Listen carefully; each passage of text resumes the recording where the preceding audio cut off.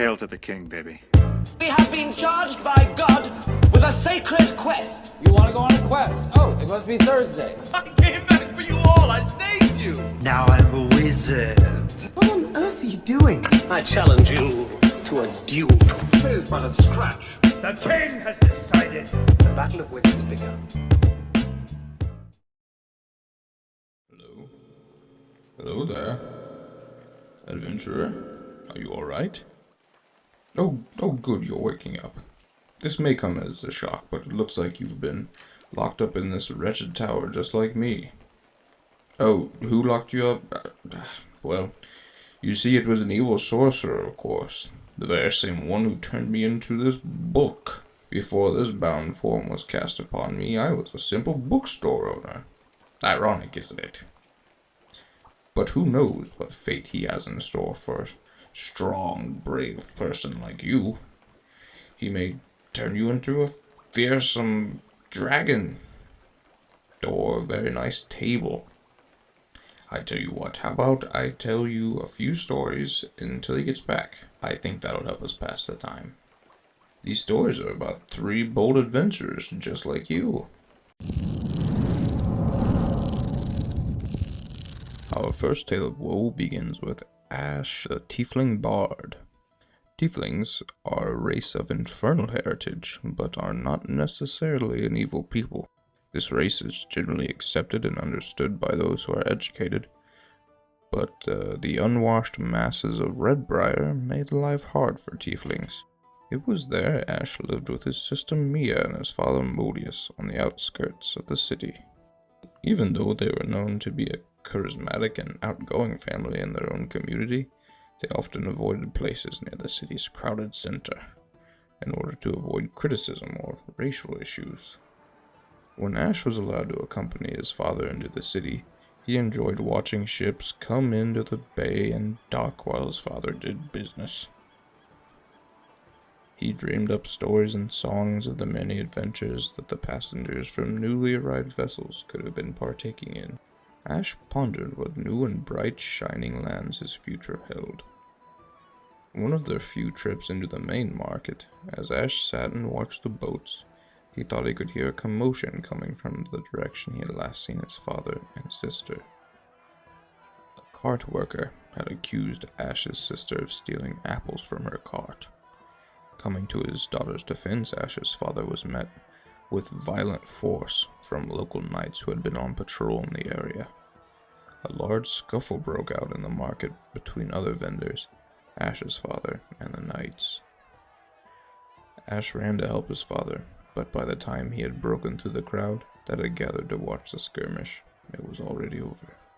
The knights had ended the conflict in death. With tears in his eyes and unsure what to do, Ash took off darting through alleyways and side streets, lost, trying to outpace his new cold reality. He eventually collapsed in an alley, hanging his head as he grieved. Just as soon as his tears began to dry, a shadow moved into his peripheral.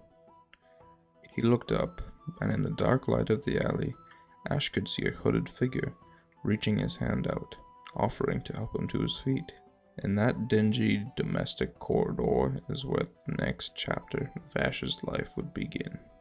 At the age of 11, Ash had been taken in by an expert marksman in a gang of thieves known as the Sparrows. Ash would spend the next 7 years in the Sparrows, learning the art of stealth, marksmanship, and how to talk his way into or out of almost any situation. He even learned he had a bit of a knack for casting a spell or two along the way. When he had reached the age of 18, Ash decided he had to leave the Sparrows in search of a new life, where he could use his talents to make his own living. Deciding to leave with no trace of his old life, and to begin with a fresh slate, he would create the name of Ash Stretchum, a smooth-talking and crafty drifter with a love for adrenaline highs, women, and rock and roll. He would spend the next 5 years on his own, roaming around and never spending too long in one spot. That was before meeting his new brothers Gregor and Beef, on a ship just like the ones he used to watch as a boy.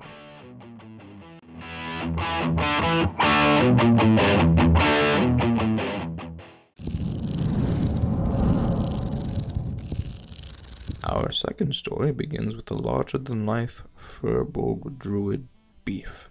Death and rebirth are the cycles of nature, and in this cycle, Beef finds peace. Beef was born under the full moon, far below the lights of a great mushroom forest that was north of his home. For the first 15 years of his life, our young Furbolg didn't have a name. Most of the younglings his age lacked names as well. They weren't needed as far as his tribe was concerned. Beef's father was the tribal potion maker and healer, and his mother was the head botanist and farmer. They were both important to the tribe and could have been considered the leaders, but labels and titles were things that the tribe rarely thought about. They lived in peace and commune with nature, and this was the life Beef was raised in. It was clear that Beef was going to be a powerful magic user.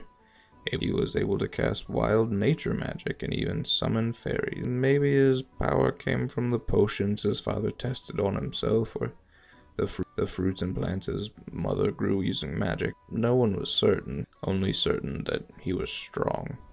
Because of the potions and the crops that the tribe drew in traders and visitors from all around to exchange goods and wares. But some of these visitors brought wickedness in their stead. One cold morning, a traveling group of Genasi mercenaries arrived at the village gates. They demanded all the gold that the village had in exchange for the village's safety and the lives of the Furbolg. Not having what the killers desired, they set upon the village with burning light, wild winds and lightning, and stone monsters that shook the ground and tore the earth.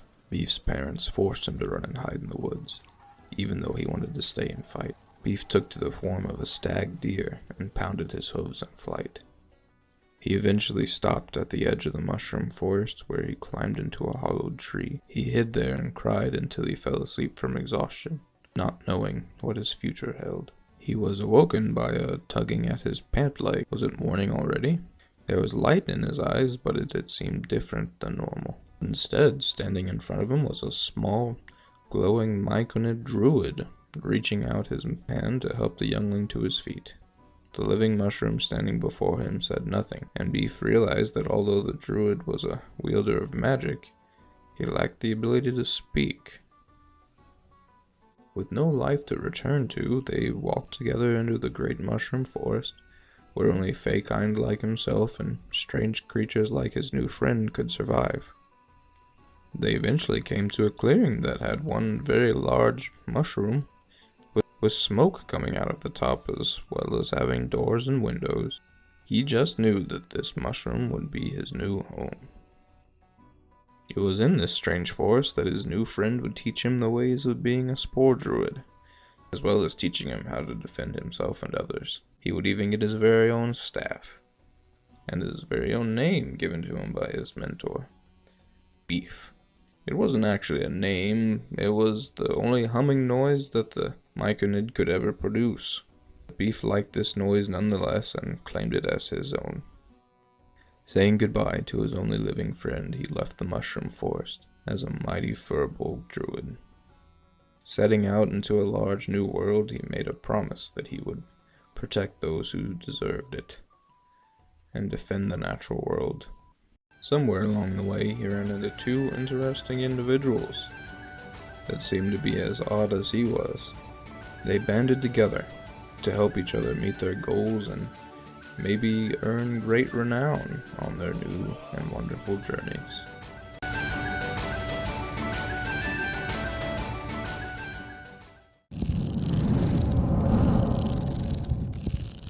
I'm disappointed to say our third story might be the saddest. Gregor Gregorius the Great is a dragon-born barbarian. Although he is simple-minded, Gregor's fierce abilities and combat prowess and blind rage can turn the tides of any fight. But Gregor wasn't always like this. In fact, Gregor wasn't even the name he was born with. In the capital of Orn, A child by the name of Rhaegar was born to a family of farmers. Growing up on the farm, he worked the land with his father and his two brothers. The farm wasn't the largest plot, but it sustained the family and they were happy.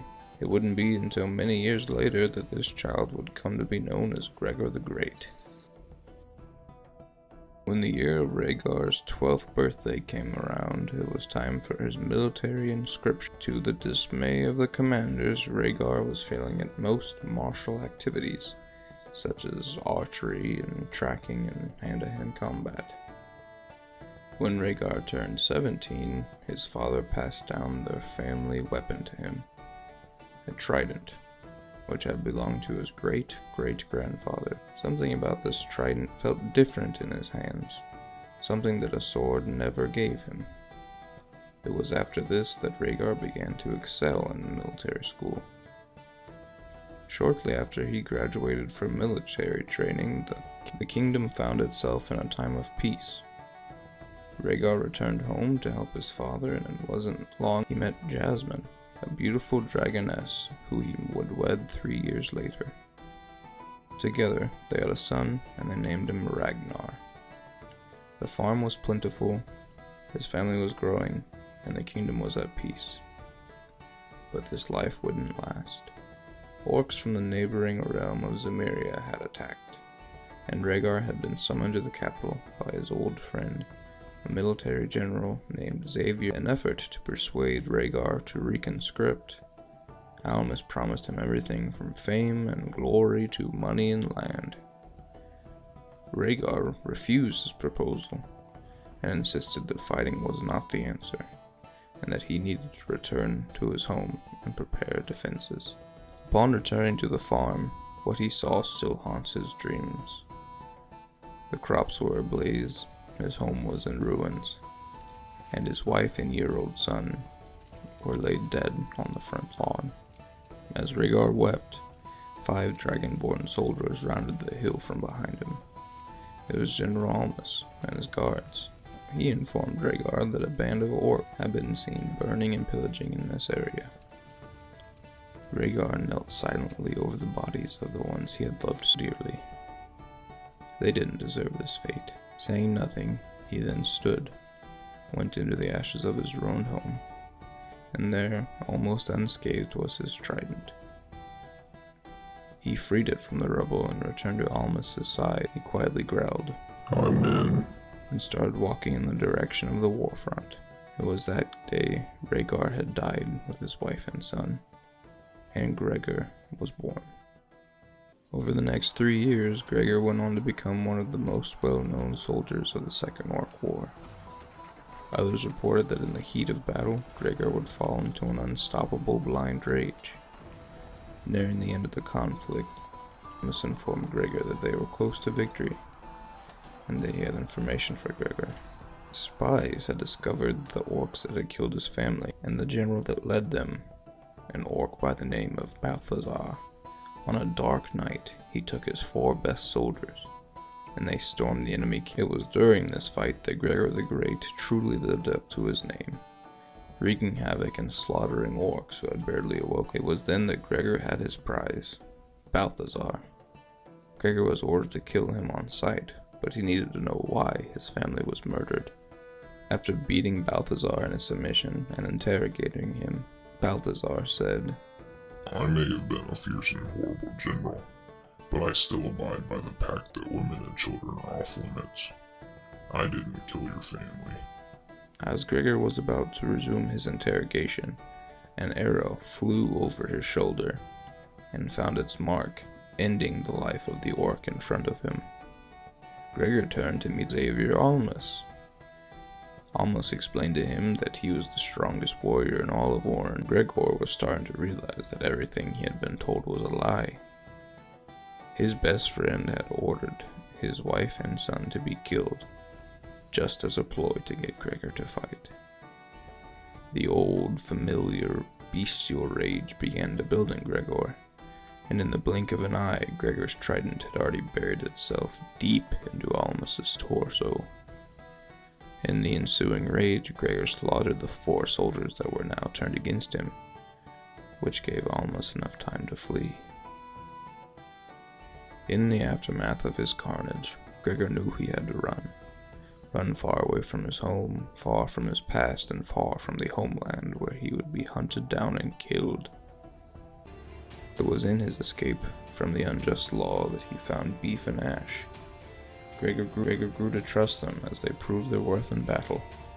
This is the story of Gregor Gregorius the Great, a man who lost his home, lost his way, and lost everything, but will stop at nothing to get his revenge.